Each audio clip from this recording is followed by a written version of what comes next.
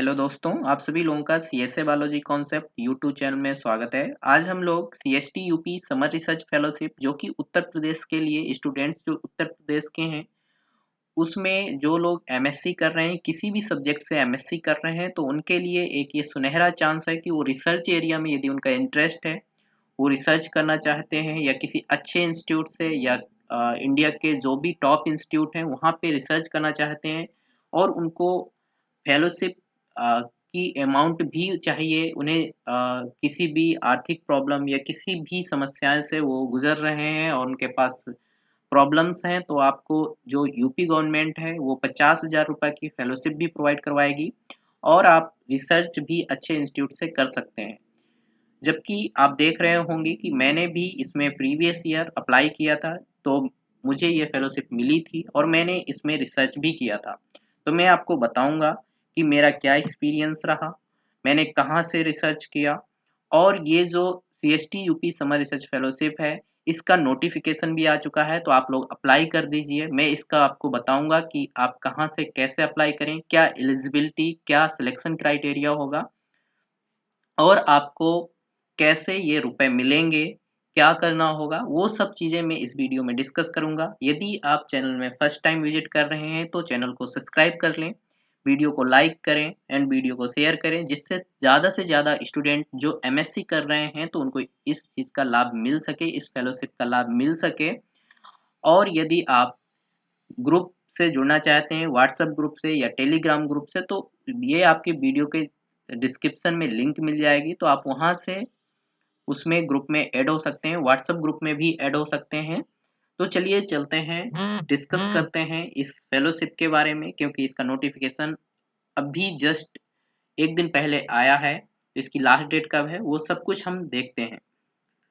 तो जब हम बात करते हैं कि ये कहाँ से निकला हुआ है ये फेलोशिप, तो ये council of science and technology Uttar Pradesh जो है, वहाँ से ये आपका इसका नोटिफिकेशन रिलीज होता है, जो कि हो गया है।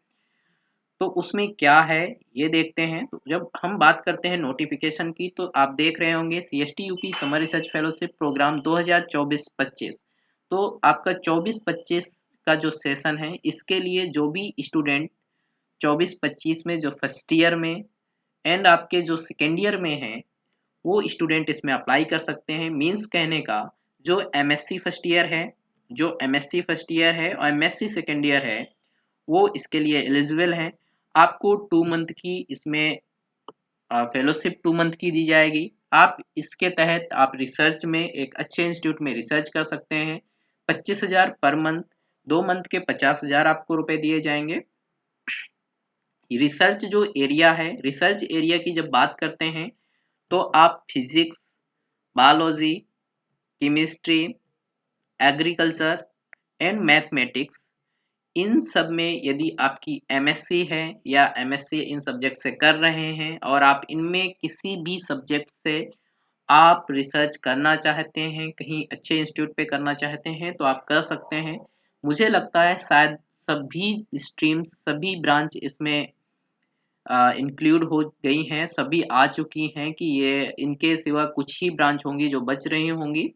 तो यदि आप एग्रीकल्चर के हैं, बायोलॉजी के हैं, तो आप ज़ूलॉजी, बॉटनी, इन सब में किसी में भी आपको करना है तो आप कर सकते हैं। एग्रीकल्चर में जो भी ब्रांच है, ज़रूरी नहीं है कि आप पैथोलॉजी, जैसे इसमें दिया दिया हुआ है, हॉर्टिकल्चर दिया हुआ है, एंटोमो दिया हुआ है, तो इन्हीं ब्रांच से मतलब है। आप एग्रीकल्चर में जितनी भी ब्रांच आती हैं, वो सभी एलिजिबल हैं। केमिस्ट्री में ऐसे, तो ये सभी का नाम नहीं दे सकते हैं, मीन्स बहुत ज़्यादा हो जाएगा। तो इन इन सभी में आप यदि एमएससी किसी भी सब्जेक्ट में कर रहे हैं, तो आप अप्लाई कर सकते हैं। और फिर इसके बाद जब हम देखते हैं आपका रिसर्च अपॉर्चुनिटी क्या है, तो आप इंडिया की जो भी इंस्टीट्यूट हैं, आईआईटी हैं, उसमें अप्लाई कर पाएँगे, उससे रिसर्च कर पाएँगे। आईआईटी, किसी भी आईआईटी में यदि आपको ये फेलोशिप अवार्ड होती है तो। इसके बाद आप आईआईएसईआर में, आपका Indian institute of science education and research में, सीएसआईआर की जितनी लैब्स हैं उसमें आप जा सकते हैं। आईसीआर की लैब्स हैं जितनी, उसमें जा सकते हैं, उससे कर सकते हैं, जैसे आईआईपीआर, एनबीपीजीआर, इन सब में आप कर सकते हैं। अच्छे-अच्छे इंस्टीट्यूट में आप जाके कर सकते हैं। सेंट्रल यूनिवर्सिटीज़ जो हैं, अदर प्राइम जो प्रीमियर इंस्टीट्यूट हैं, उनमें जाके आप रिसर्च कर सकते हैं। जब हम बात करते हैं एलिजिबिलिटी की, तो एलिजिबिलिटी में हमारा क्या होना चाहिए, आप परस्यू कर रहे हो पोस्ट ग्रेजुएशन में फर्स्ट ईयर हो या सेकेंड ईयर हो, with in state of Uttar Pradesh. ठीक है, आप मैंने ये पहले भी बताया कि आप उत्तर प्रदेश के हैं तो आप इसमें अप्लाई कर पाएंगे। फेलोशिप जो है वो ओनली अवार्ड की जाएगी किसको, रेगुलर स्टूडेंट्स को जो रेगुलर डिग्री ले रहे होंगे। अप्लीकेंट जो है उसको बीएससी या बीएस डिग्री होनी चाहिए at graduation level. Applicants must have passed at least one examination out of 10th and 12th and graduation from Uttar Pradesh. ठीक है, ये आप ध्यान रखिएगा। नेक्स्ट इसके बाद जब कई सारे बच्चे होंगे जो कहेंगे मैंने यहाँ से ग्रेजुएशन किया है, मैंने वहाँ से 12th किया है, मैंने इस स्टेट से 10th किया, तो ऐसा में यह है कि आप कोई एक एग्जाम या तो 10th किए हों या तो 12th किए हों या तो ग्रेजुएशन उत्तर प्रदेश से किए हों, तो आप यदि उत्तर प्रदेश के रेसिडेंस हैं तो आपको इसमें अप्लाई करने का मौका मिलेगा। जब हम बात करते हैं सिलेक्शन क्राइटेरिया का, तो सिलेक्शन क्राइटेरिया की जब बात करते हैं तो इसमें आपकी मेरिट के हिसाब से आपका सिलेक्शन होता है। तो मेरिट की जब हम बात करें तो 25% आपका 10th का परसेंटेज एंड 35% आपका 12th का एंड 40% आपका ग्रेजुएशन का परसेंट निकाल के उसका जो भी स्कोर आता है उसको टोटल करना होता है।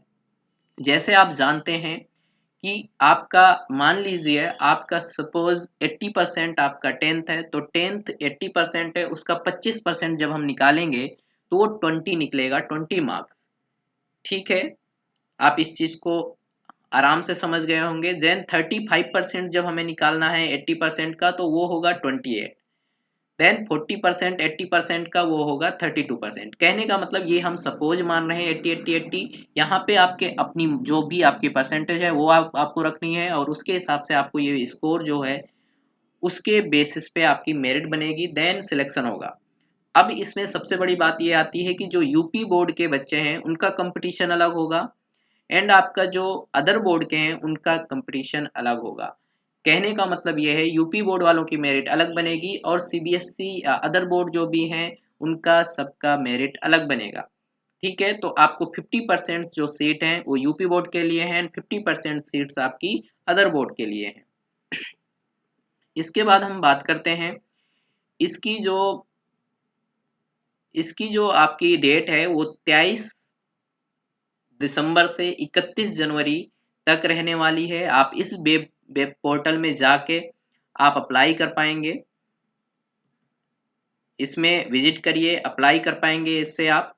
यदि मान लें आप इसमें प्रॉब्लम आपको आती है कहीं भी अप्लाई करने में तो आप मुझे कमेंट सेक्शन में बता सकते हैं, मैं इसका पूरा आपको अप्लाई करके भी आपको वीडियो बना दूंगा।